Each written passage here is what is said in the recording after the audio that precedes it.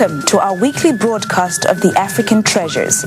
Here we bring to you African arts, culture, and music. We also discuss issues of concern to people of the African descent in America, the Caribbean, South America, Africa, and all over the world. We invite you to come and see Africa in a positive light. So stay tuned and tell your friends to do the same.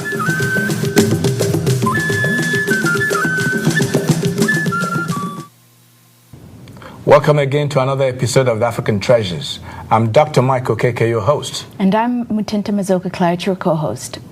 The African Hebrew Israelites of Jerusalem is the focus of our show today. And our guests today are Aviasaf Ben Israel and Professor Angela Campbell. Welcome to the program. Thank you. Well, I guess we'll just delve right into it and first ask who and what are the African Hebrew Israelites?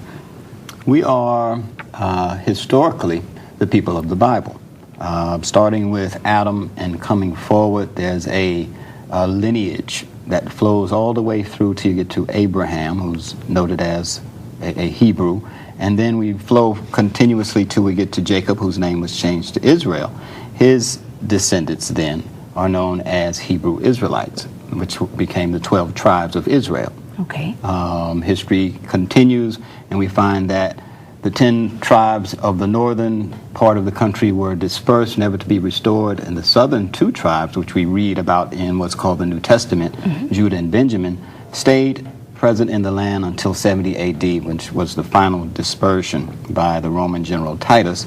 That caused a migration of Judeans and Benjamites and sprinklings of the other tribes throughout the continent of Africa, eastward to India, China, and we have a museum which you'll speak to later that details that. But that's where we and how we become known as Hebrew Israelites. And hence the African part of it is due to the disbursement of the community. Well, Israel is Northeast Africa. It is landlocked with Egypt. That whole Arabian Peninsula wasn't called the Middle East until the mid-40s. A war correspondent coined the term. Before that, it was known as Northeast Africa. Interesting. I don't think a lot of people knew that. So now, overall, with your community, what are the community beliefs? What are the community's core values? And what distinguishes you from other religions? Well, first, we're not a religion. Okay. It is a culture. We're a truth-centered culture, a God-centered culture. Everything in the community revolves around the instructions, or what's typically called the laws of the Creator. Okay. And everything's built on those tenets. Our diet, our dress, our attire, everything that we do has to be God-centered. So by God-centered, you talk about God-centered translated into your clothing and your diet. Could you speak a little bit more about the diet and because I know that is something that is of an issue with society as a whole. We have all these illnesses that are coming up, and how does our diet and what diet can we lean towards to make us more wholesome? Excellent question. Our entire community, we're a community of vegans, meaning we don't eat any animal byproducts or nothing refined. We're moving towards a more live food-oriented diet as well. We take that from Genesis 1 and 29 to contrast that with the Levitical law, which states that there are clean and unclean meats. When you're talking about the law, there's always a preferred or an eternal essence or idea.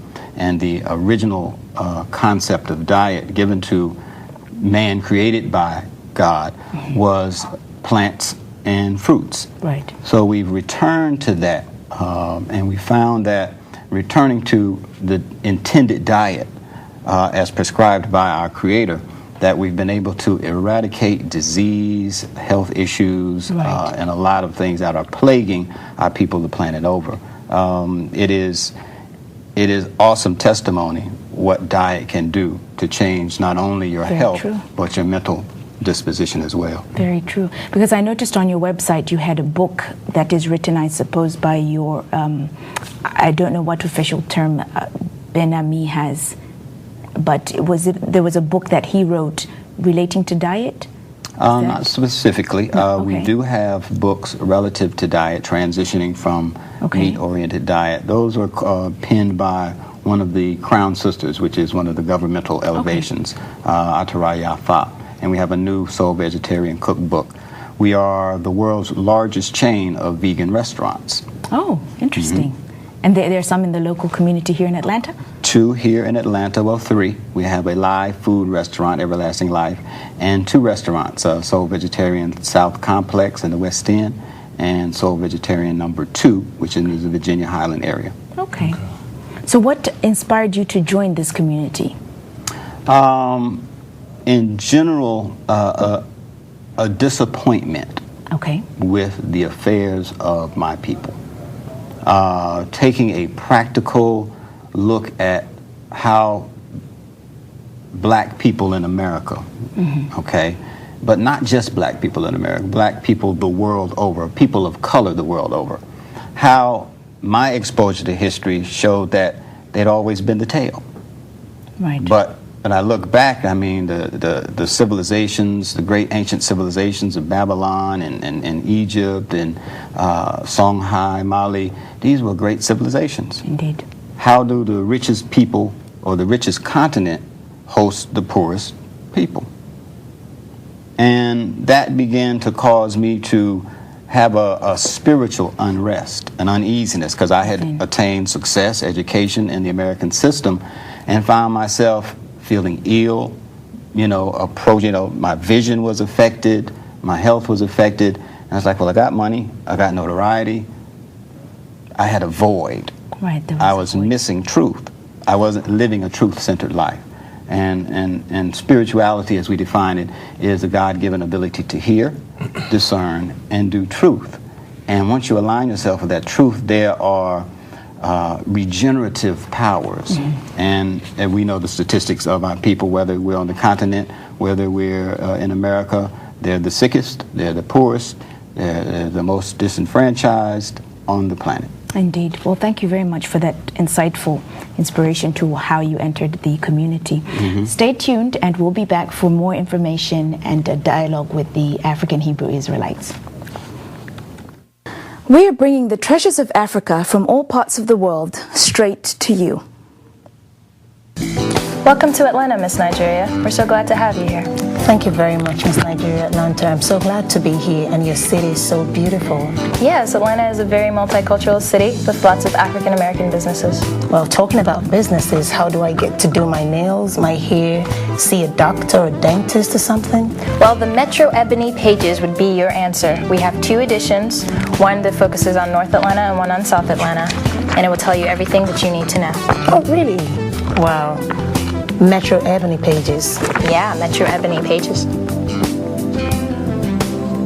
For more information on how to include your business in the Metro Ebony pages, you may call 404-209-8654. Welcome again to African Treasures. The African Hebrew Israelites of Jerusalem is the focus of our show today. And thank you for coming. Thank you for having us. In the last segment, when my co-host was talking to you about your religion or lifestyle, so you put forward that the organization of what you're doing is a lifestyle, not a religion. Correct. So actually, it doesn't have a name. It's the African Hebrew Israelites of Jerusalem. These are the people. Yes. And your religion is no name. We're not religious. Okay. Religion are based on the beliefs and traditions of men. We are a body of men and women governed by God, the laws of God. Okay. We are a national whole, as Israel has always been identified as a nation. Once you can link yourself to a land, a language, and a culture, you can be considered a national whole. Now, there's something we didn't touch on the first time. I'd like to touch on it a little bit. In 1967, your leader, Ben Ami, took a group of people from America here and journeyed to Africa in Liberia. Stayed there for 2 years, and you call it the period of cleansing, right?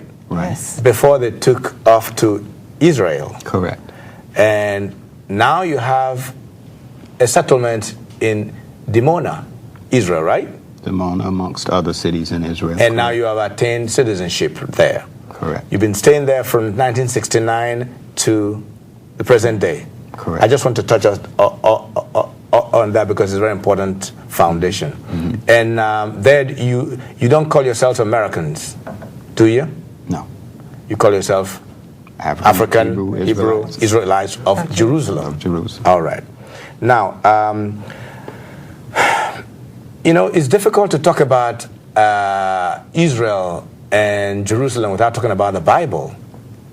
Do you believe in the Bible? Absolutely. Do you look at it as the authority? Yes. As Absolutely. authoritative frame of reference? Yes. Do you see it as the Word of God? It is the Word of God. It is actually the Constitution for the nation of Israel. Okay. The first 5 books of the Bible, the Torah. In whole, the Bible is known as the Tanakh. Okay. And it's composed of the Torah, the first 5 books, the prophetic writings, as well as the historical writings, Chronicles, Kings, and what have you. Then let me ask you this. The Bible is comprised of Old Testament and New Testament. Correct. Now, do you believe the Bible from Genesis to Revelation? Everything in between? We take the Bible from Genesis to Revelation.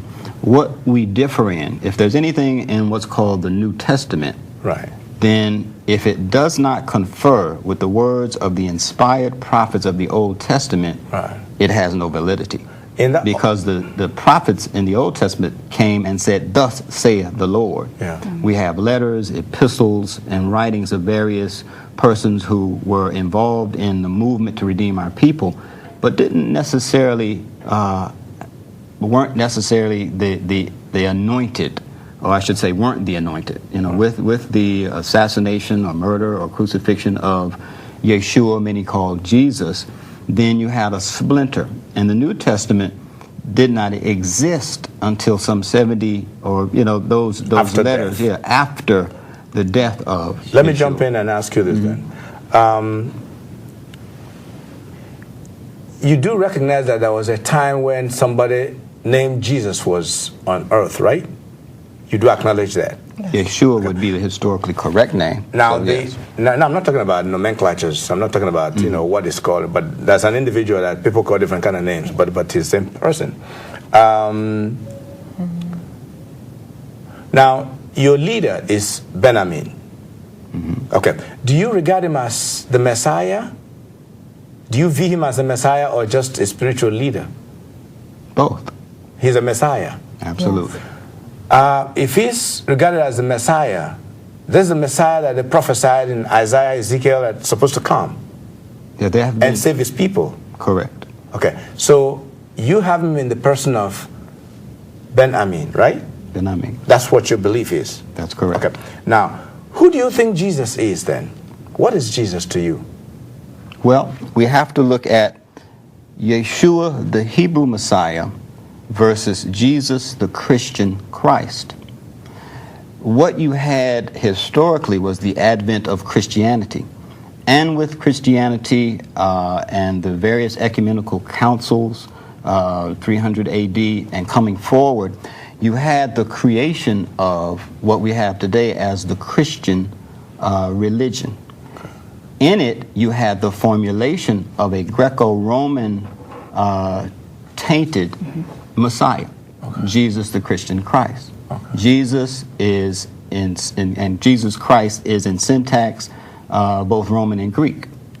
Now, we'd have to ask our question, would a Hebrew Messiah who was oppressed by both Greeks and Romans allow himself to be called by a Greco-Roman name and title? So Mashiach, which is the correct Hebrew term for Messiah, means the brother with the anointed or the anointed one, has been in existence since Adam. And the chosen from that, all the judges, the prophets coming from that for the kings were anointed of God. And there was to be a perpetual head of Israel to sit on that throne. And it flowed all the way until today.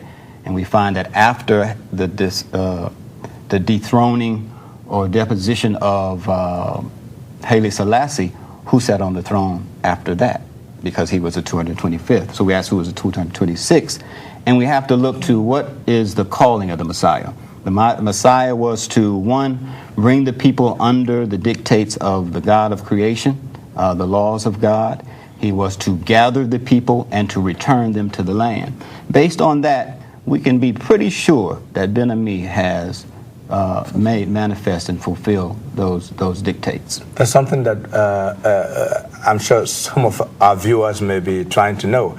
And I'm going to ask you this, and if you can make your answers a little brief, I will. So some other people can jump in. Now, the Christians believe that Jesus was crucified, he was buried, third day he rose and ascended into heaven, and is coming back again. Eschatology. I'm sure you've heard that term. Yes. So what's your take on it? Is that a lie or is that something? I mean, how do you look at that? Well, we find first that the Sanhedrin court, the Pharisees, Sadducees, and the like plotted to kill the Messiah of that time because they were appointed by the Romans who were in occupation at that time. So, in fact, we find that those who were in leadership positions didn't want to lose that position, and this is written in the New Testament. As we move forward, then we have to take into account that the Eurocentric influence of the day. We have to consider Hellenism, which was the Greek way of life, and the Hellenistic influence at the time, which is what caused the Sanhedrin court to side against a Hebrew Messiah who was directly opposed to the Roman occupiers or the oppressors. So as we move forward on that, then after his death, those who were left to maintain the leadership of that movement came up with a concept that would hold the people in place until another Messiah made his presence known, or until Yah raised up, or God raised up another Messiah in their midst. And that's how they made up you believe they made up the issue of the story about resurrection and coming back again and all that kind of stuff, in your own opinion. So you think it's a made up story? He didn't really resurrect. And he's not coming back again. There are, and we don't have them here with us today, but there is anthropological, studies done, articles written to that fact. That one, we don't know today of anybody who's died and come back. Okay, and then we have to understand that in the messianic concept, that's just not God's redemptive plan. Please hold that thought. Okay. We shall be right back. It's getting very interesting. Don't go away. There is a lot more to Africa than wild animals and big trees. Tune in weekly to the African Treasures program and learn more about the modern-day Africa and the African people. We all know that dialysis can be an uncomfortable and tedious process. We at Trinity Dialysis Clinic understand this and strive to make your visit as positive and comfortable as possible. Our experienced staff and state-of-the-art medical equipment will ensure that you will get the best quality treatment available. Trinity Dialysis Clinic is conveniently located at 1354 Cleveland Avenue in East Point, just 5 minutes from the airport. Come and enjoy a relaxed and uplifting environment with us and make Trinity Dialysis Clinic your home away from home. Prime Care Learning Center is committed to building leaders of tomorrow. With one location in Riverdale and another in College Park, we cater to children from 6 weeks to age 14. Our babies are nurtured and tenderly cared for by our professional staff. Our children receive a healthy breakfast, lunch, and afternoon snack, and fun time on the playground. We offer a BECA program for pre-K 3 and up, and the High Scope program for Georgia Pre-K. We also provide pickup and drop-off buses for after-school programs. For more information, contact our College Park campus at 770-997-9305 or our Riverdale campus at 770-997-3435. Or you may visit our website at www.primecarelearning.com. Welcome again to African Treasures. If you missed this show, please log on to our website, www.africantreasurestv.com. You have opportunity to see many, many shows that we've done within the past 4 years. Ben Israel, before we went on break, I asked you a question. I would like for you to round it up a little bit, just in a nutshell. My question that I want to know is, do you all believe that Jesus was crucified, dead, buried, and is coming back again? Does your organization believe that? We believe that a Messiah definitely existed some 2,000 years ago in the person of Yeshua, the Hebrew Messiah, the historical name of that character or that figure of history. However, everything in history that we can find and learn and verify does not validate a physical rebirthing or recreation of that personage.